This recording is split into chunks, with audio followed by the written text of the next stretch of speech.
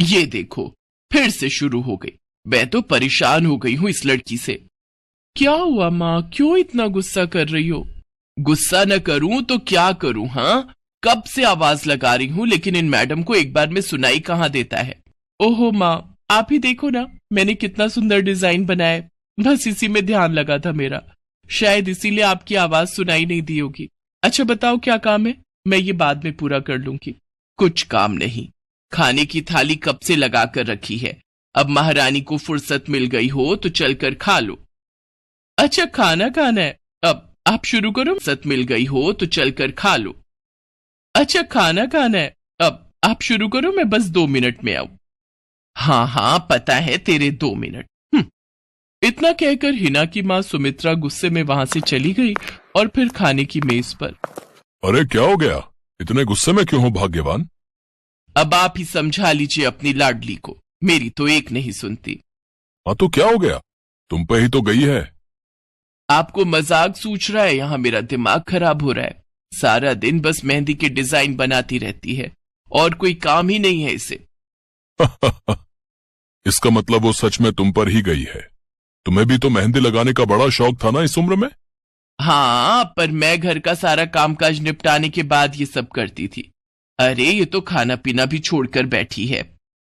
सुमित्रा अपने पति सुरेश से हिना की शिकायतें कर ही रही थी कि तभी हिना वहां आ गई। क्या बनाया माँ?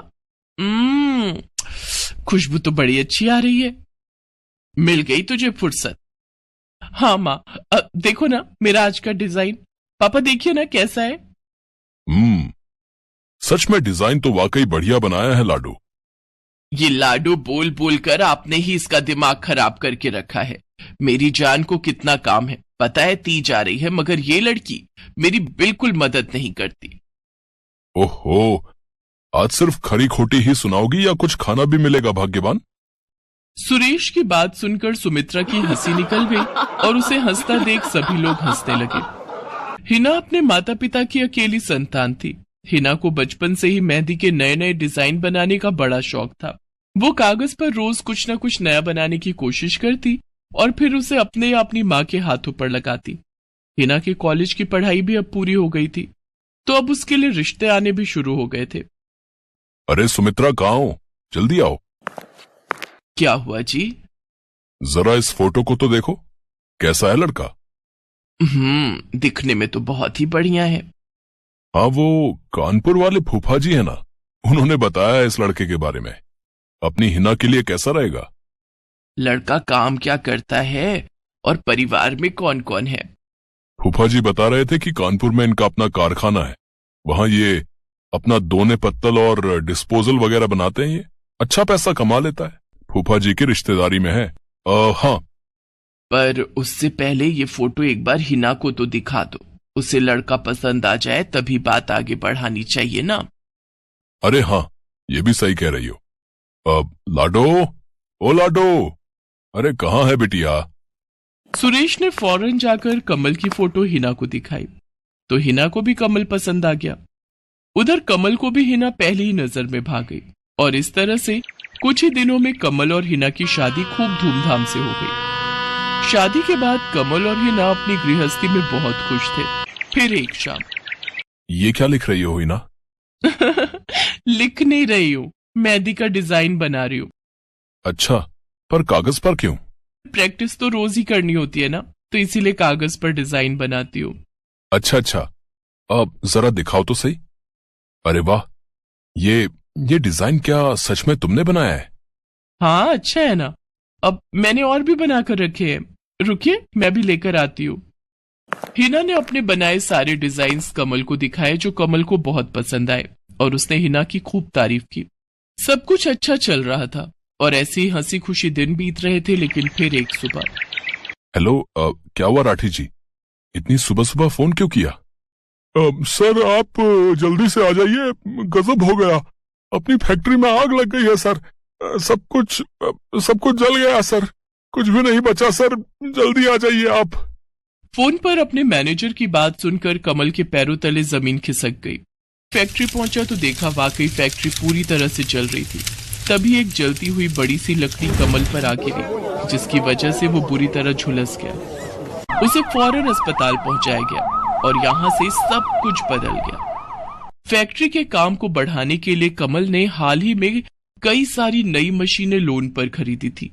मशीनें तो नहीं बची, लेकिन लोन चुकाने के चक्कर में पहले कमल की गाड़ी बिकी और फिर घर।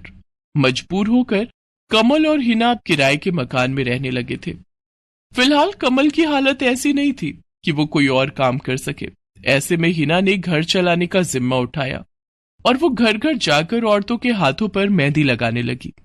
हालांकि इस काम से उसे बहुत कम पैसे ही मिल पा रहे थे, लेकिन हिना फिर भी पूरी मेहनत कर रही थी। क्या से क्या हो गया ना हिना, मैं किसी काम का नहीं रहा, हम बर्बाद हो गए। मैंने कहा था तुम्हें रानी बनाकर रखूंगा, मगर मेरे रहते हुए भी तुम्हें कितना संघर्ष करना पड़ रहा है। ऐसा क्यों कह रहे हैं आप बिल्कुल चिंता मत कीजिए, देखना धीरे धीरे सब ठीक हो जाएगा। हिना चाहती थी कि वो अपना एक पार्लर खोले, लेकिन फिलहाल ये मुमकिन नहीं था। मेहंदी लगाने का काम भी सीजन पर ही मिल पाता था, तो अब दिक्कत खाने पीने की भी होने लगी। ऐसे में हिना ने एक सेठ के घर मेड का काम करना शुरू कर दिया और फिर एक दिन, सुन, तुझे कोई मेहंदी वाली पता है क्या? क्यों मैडम? अरे वो तीज आ रही है ना, तो मेहंदी लगवानी थी। बाहर इतनी गर्मी है, अब ऐसे में कौन बाहर जाए, तो घर पर ही आकर कोई लगा दे तो बढ़िया रहेगा। अब हाँ मैडम, मैं बहुत अच्छी मेहंदी लगाती हूँ, आप मुझसे लगवा लो। ना ना ना, अगर खराब कर दी तो? तीज की पार्टी है मेरे यहाँ, मेहंदी तो बढ़िया ही लगवानी है मुझे। मैडम आप बिल्कुल चिंता मत कीजिए, और रुकिए, मैं अभी आपको कागज पर मेहंदी का डिजाइन बनाकर दिखाती हूँ, फिर आगे आप ही तय करना। इतना कहकर हिना ने फौरन एक कागज लिया और कुछ ही देर में उस पर एक बहुत ही सुंदर मेहंदी का डिजाइन बना दिया। और फिर, अरे वाह, ये तो सच में बहुत सुंदर है, बिल्कुल नया और बहुत ही खूबसूरत डिजाइन है। अब तू ये डिजाइन मेरे हाथ पर भी सेम टू सेम लगा देगी ना? हाँ मैडम, आप मुझ पर विश्वास कीजिए, मैं बचपन से ये करती आई हूँ। उस दिन हिना ने पूरे मन से अपनी मालकिन के दोनों हाथों पर मेहंदी लगाई। हिना ने जो डिजाइन बनाया था वो एकदम नया था और सुंदर भी। फिर अगले दिन, नमस्ते साहब, वो आपको कुछ? हाँ, मैं तुम्हारा ही इंतजार कर रहा था। ये कल शिवानी के हाथों पर तुम ही ने मेहंदी लगाई थी ना? जी साहब, मैंने ही लगाई थी। अब कोई गलती हो गई क्या मुझसे?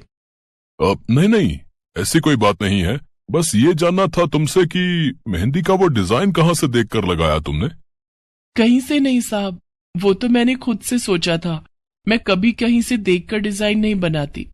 अच्छा, अगर ऐसा है तो जरा ये कागज और जरा इस पर एक मोर की थीम पर बेस्ड एक डिजाइन बनाकर दिखाओ, पर याद रहे डिजाइन बिल्कुल नया होना चाहिए। जी साहब, बस 2 मिनट दीजिए। हिना ने बस कुछ मिनटों के अंदर वो करके दिखा दिया, जिसे देखकर उसका मालिक साहिल मल्होत्रा हैरान रह गया। वाह, सच में कमाल है ये तो। अब तुमने डिजाइनिंग सीखी है क्या कहीं से? नहीं साहब, सीखी तो नहीं, लेकिन मुझे बचपन से ही शौक है मेहंदी लगाने का, तो बस इसीलिए। समझ गया। देखो हिना, तुम्हारा हुनर लाजवाब है और तुम्हें अपने इस हुनर को ऐसे बेकार नहीं जाने देना चाहिए। जी मतलब? तुम्हें पता है ना, मेरी फैक्ट्री में लेडीज कपड़ों के लिए कपड़ा बनता है, लेकिन काफी समय से मैं परेशान हूँ क्योंकि सूट साड़ियों वगैरह के लिए मेरे पास नए डिजाइन्स की कमी पड़ गई है। लेकिन अब लगता है ये कमी नहीं रहेगी। बोलो, बतौर डिजाइनर मेरे लिए काम करोगी तुम? जी साहब, बिल्कुल करूंगी। ये हिना के लिए सपने के सच होने जैसा था। अब वो काम वाली बाई से एक डिजाइनर बन गई। वो साहिल की फैक्ट्री में बनने वाले कपड़ों के लिए हर रोज नए नए डिजाइन्स बनाने लगी और इसके बाद साहिल के फैक्ट्री में बनने वाले कपड़े की डिमांड काफी बढ़ गई और इसके चलते हिना को भी उसके काम की बढ़िया सैलरी मिलने लगी। हिना अब अपनी कमाई से न सिर्फ अपना घर खर्च चलाने लगी, बल्कि उसने शहर के बढ़िया डॉक्टर से कमल का इलाज भी कराया, जिससे कमल बहुत जल्दी ठीक हो गया और उसने भी काम करना शुरू कर दिया। पर इस सब में पूरा 1 साल बीत गया और एक बार फिर से तीज का त्योहार आया। देखिए तो कैसी लग रही हूं मैं? बिल्कुल चांद जैसी लग रही हो। हिना ने नई हरे रंग की साड़ी पहनी हुई थी जो उसने खुद डिजाइन की थी और वाकई वो उसमें बहुत ही सुंदर लग रही थी। हिना, तुम सच में बहुत बहादुर हो। मैं तो उस हादसे के बाद उठकर खड़ा ही नहीं हो पाता, लेकिन तुमने सब कुछ ठीक कर दिया। तीज का ये त्योहार ही इसलिए है जी, मैं आपको कभी कुछ नहीं होने दूंगी।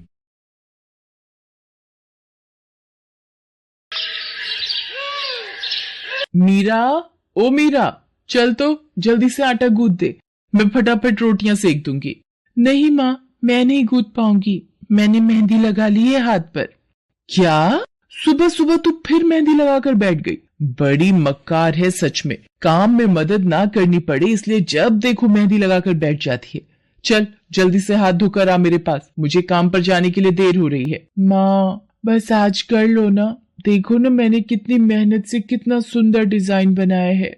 लेकिन जैसे ही उसकी नजर मीरा के हाथों पर पड़ती है, उसका गुस्सा पल भर में गायब हो जाता है। वो मीरा से कहती है, अरे वाह मीरा, तूने तो बड़ी सुंदर मेहंदी लगाई है। हाँ माँ, वो शांति दीदी ने मुझे एक किताब दी थी कल, उसमें बड़े सुंदर सुंदर डिजाइन बने हैं, बस उसी में से देखकर लगाई है मैंने। सुंदर है ना?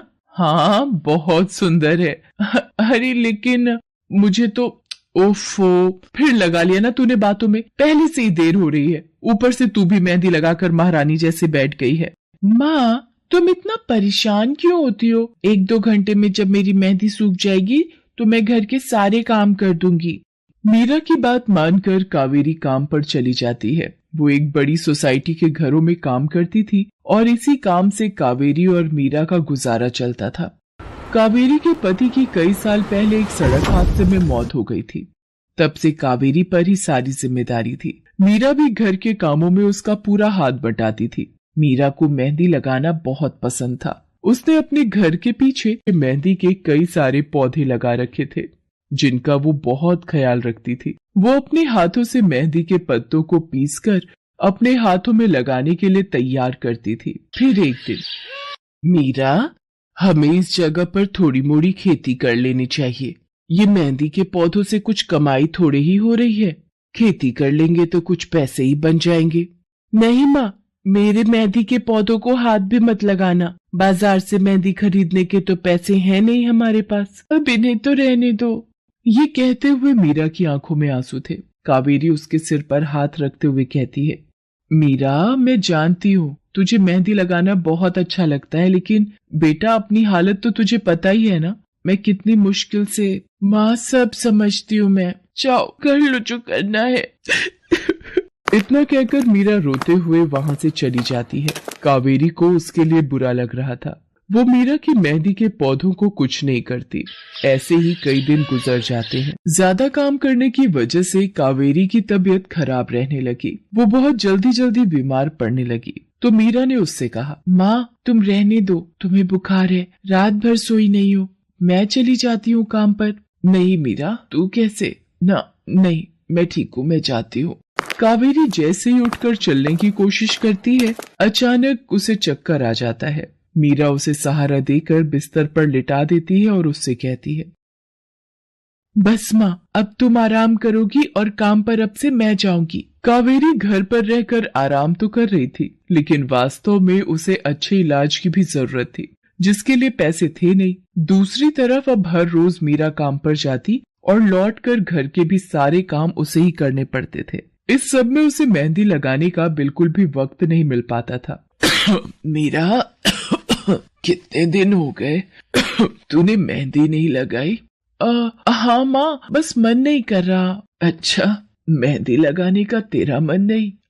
मैं सब जानती हूँ, मैंने बिस्तर पकड़ लिया है और मेरी फूल सी बच्ची पर सारे काम पड़ गए हैं।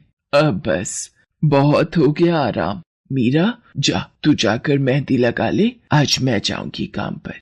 नहीं माँ, तुम कहीं नहीं जाओगी, मैं कर लूंगी सब, और मैं सच बोल रही हूँ, मैं बड़ी हो गई हूँ, ये मेहंदी वेहंदी का मुझे शौक नहीं। इतना कहकर मीरा काम पर जाने के लिए घर से निकल जाती है। कावेरी की आंखों में आंसू आ जाते हैं। मीरा सोसाइटी के कई घरों में काम करती थी। उन्हीं में से एक घर आरती का भी था। उसके घर पर तीज का त्योहार बड़े धूमधाम से मनाया जाता था।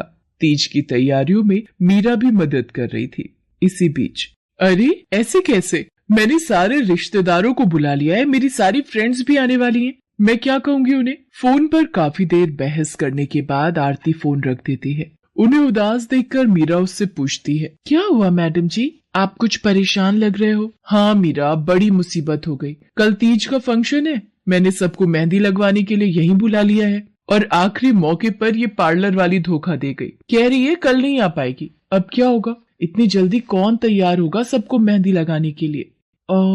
मैडम जी, वैसे मैं भी ठीक ठाक मेहंदी लगा लेती हूँ। अरे हाँ, कावेरी ने मुझे बताया तो था एक बार कि तुझे मेहंदी लगाने का बहुत शौक है। वैसे मुझे तो कोई परेशानी नहीं है, तू देख ले बेटा, बहुत सारे हाथ लगाने होंगे और मेहंदी बढ़िया लगनी चाहिए सबके। आप बिल्कुल चिंता मत करिए मैडम जी, मैं सब अच्छे से करूंगी। बहुत दिनों बाद मीरा के चेहरे पर खुशी थी। उसने घर पहुंचते ही मेहंदी के खूब सारे पत्ते तोड़कर पत्थर पर पीसना शुरू कर दिया। ये देखकर कावेरी ने मीरा से कहा, अरे मीरा, शाम हो गई है, अब मेहंदी मत लगा, मौसम भी ठंडा है बेटा। ये मेहंदी मैं अपने लिए नहीं पीस रही माँ, वो 5वें फ्लोर वाली मैडम जी है ना, कल उनके यहाँ लगानी है। अच्छा बेटा, पर ध्यान से बेटा, वो बड़े लोग हैं, कोई गलती ना हो जाए। माँ तुम बिल्कुल चिंता मत करो, मेहंदी लगाने में मुझसे कभी कोई गलती हो ही नहीं सकती। मीरा खूब सारी मेहंदी तैयार करके अगले दिन आरती के घर पहुंच जाती है। वो अपनी मेहंदी को कोन में भरने लगती है कि तभी आरती की एक फ्रेंड आरती से, आरती, ये किसे बुला लिया तुमने? मैंने जिस पार्लर का नंबर दिया था तुम्हें, उससे बात नहीं हुई क्या? हुई तो थी, लेकिन उसने आखिरी वक्त पर मना कर दिया। तुम बिल्कुल चिंता मत करो, ये मीरा है, मेरी हाउसमेड है ना कावेरी, ये उसी की बेटी है, बहुत अच्छी मेहंदी लगाती है ये। ओफो आरती, तुम भी ना, पार्लर की बात अलग होती है, उन लोगों का मटेरियल ब्रांडेड होता है, मेहंदी के रचने की गारंटी मिलती है वहां से, और इसकी मेहंदी तो मुझे कुछ समझ नहीं आ रही, इस पर तो कोई लेबल तक नहीं है, अगर कुछ गलत रिएक्शन हो गया हाथों पर तो। आप बिल्कुल चिंता मत कीजिए मैडम जी, ये मेहंदी मैंने खुद पीस कर तैयार की है, मेरे पास बहुत सारे मेहंदी के पौधे हैं, इसमें कुछ भी ऐसा नहीं है जो आपके हाथों को नुकसान दे।